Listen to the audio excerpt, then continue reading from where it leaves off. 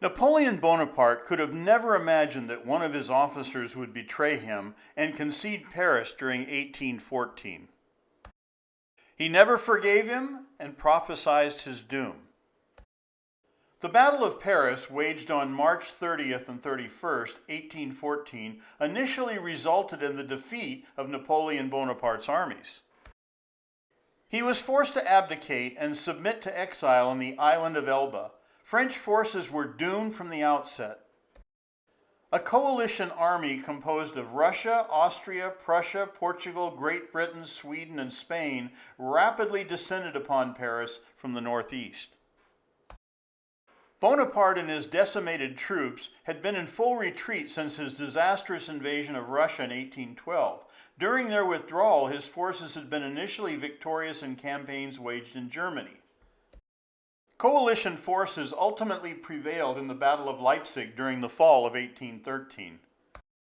Shoved back into French territory, Bonaparte was diverted, leaving Paris vulnerable to attack. By the time he realized the tactic, his forces were too far removed and thin to assist in defending the city.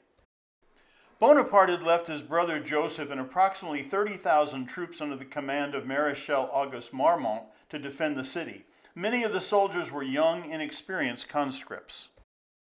The military noose around the city continued to tighten from the north. The war-wearied, demoralized, and outgunned Parisian forces lacked the will to continue an extended resistance.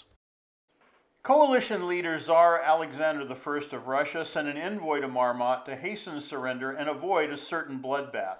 His terms were regarded as generous and spared Paris from the destruction that Bonaparte's army had inflicted upon Moscow 2 years earlier.